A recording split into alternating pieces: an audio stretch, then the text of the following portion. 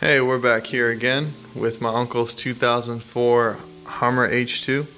I was talking to him the other day about that I know how to install audio systems in cars, and so he wanted me to put in an audio system for him.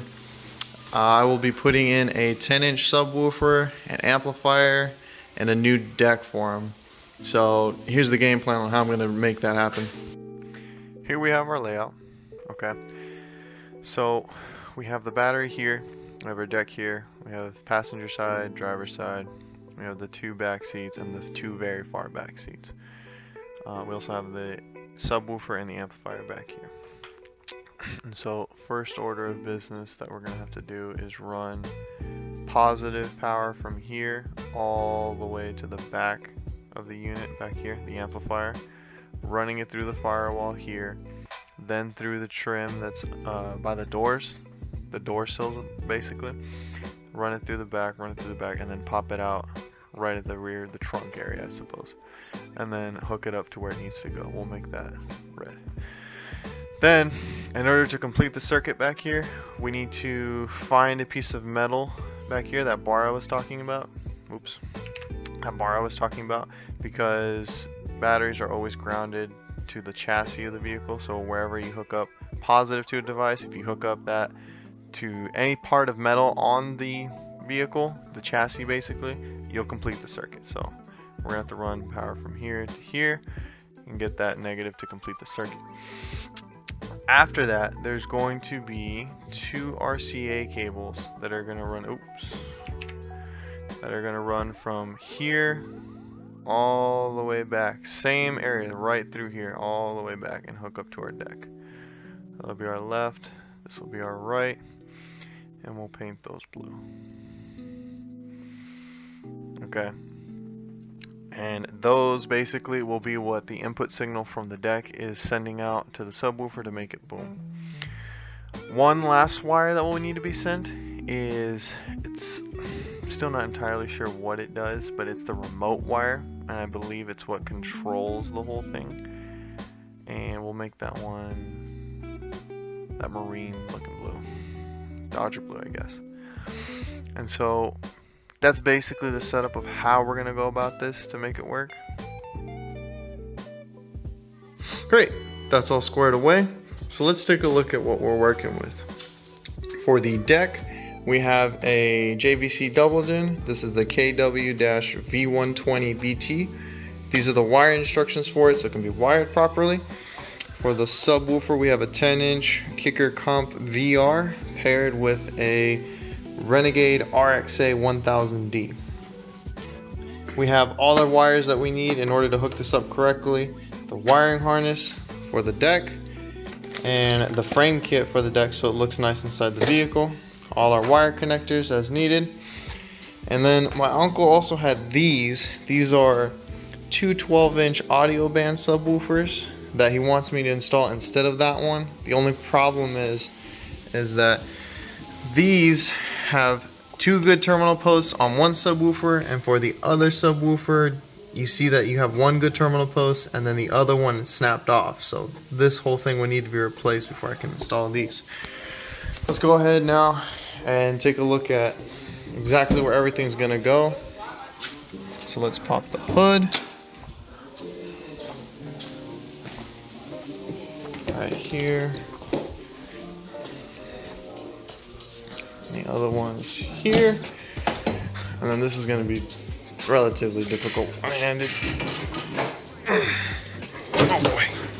Okay. And so we have our battery here. We have our positive, our negative. The positive I'm going to run through the firewall, and it's going to pop out of the footwell here, and it's going to go through our trim. That's going to lead all the way to the back, straight through here, and then pop out right there. Once it's popped out there, then it will be right there. The subwoofer is going to go here as well as the amplifier. I will also be running the wires from here to the deck up front. There's no metal here, so chances are I'll probably have to drill a hole and then make a connection here straight to the metal, because there is a metal bar underneath this plastic. Once that's all taken care of, I'm gonna come over here, take out this center console, and then take out the console here, and then the deck will be replaced with the new one. Alright, so here's a progress update. We have our positive wire hooked up with our fuse in line. I made the hole just down there underneath the steering column, which pokes out right here in the footwell, going underneath the carpet through our first piece of trim, through the front seat channel, then it follows back here through our B-pillar trim, our second channel, and it pokes out right here. Then it follows back here, right through here, underneath the mat, and coming out through this little hole that I made to hook up to the amplifier.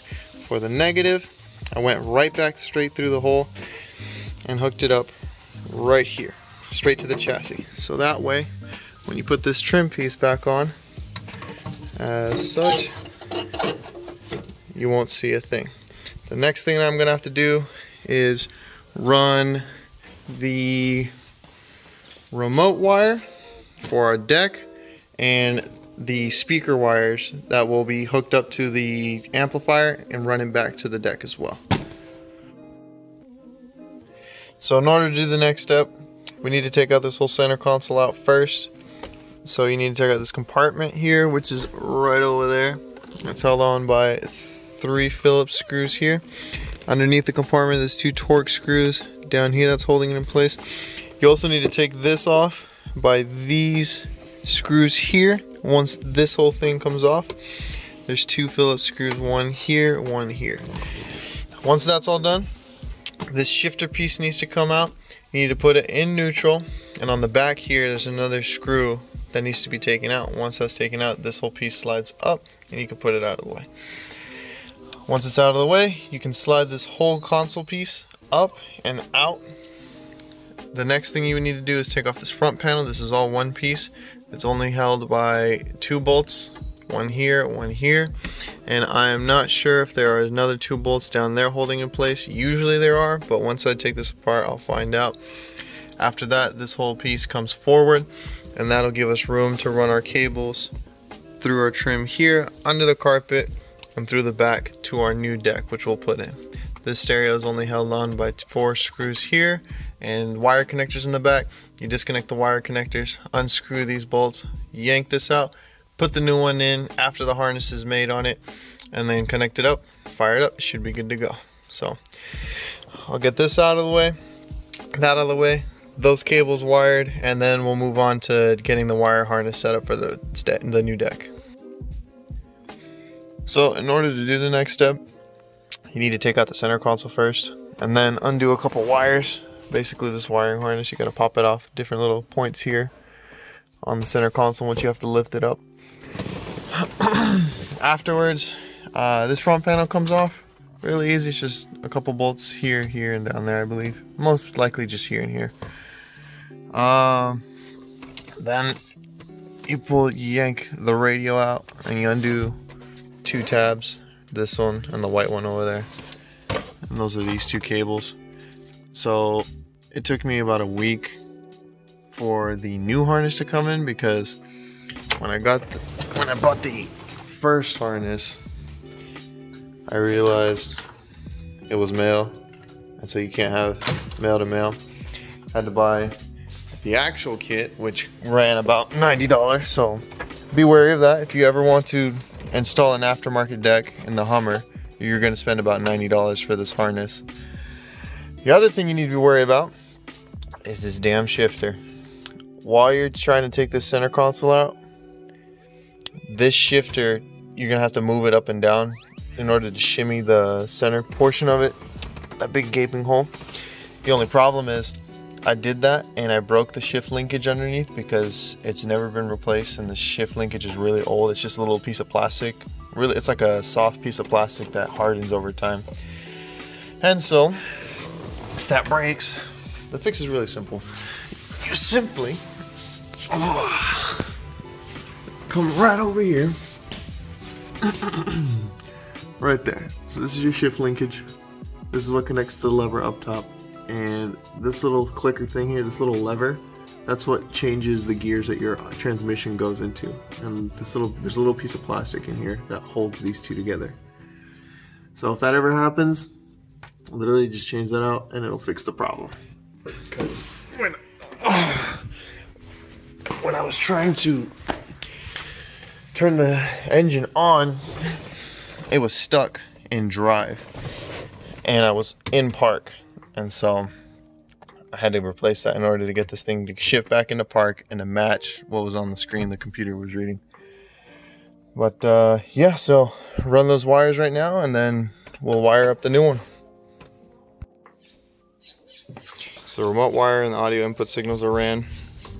I ran them through the trim with the power cable as such. And over here is where I came into a problem, because this wire was long enough to be able to wrap around the entire footwell and then hide behind this piece of carpet right here. Have it pop out there and then mesh it in through the consoles and then have it poke out up top. The remote wire, this one was not long enough, so I decided to route it under the chair, driver's side, and wrap it around through that little rail, the hole in the rail, so that way it has some sort of tension on it, so it can't be pulled back. And this whole section here, all of this here, is going to be covered by this portion of the center console, so you won't be able to see it. And then I just, same thing, just wrapped it through the consoles here and had it poke out up top. Last thing to do is just wire up the deck and see how it works. Alright, so we got the deck all wired up. Got all the wiring harnesses in place.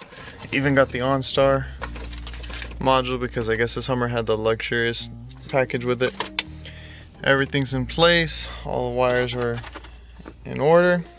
All that's left is now test it out.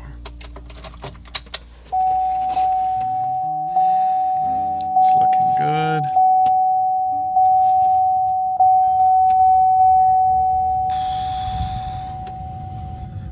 Demonstration off. Finish. I legit spent so long trying to get this thing to push. Like, it was so difficult. There we go. Alright. Let's see if this thing runs.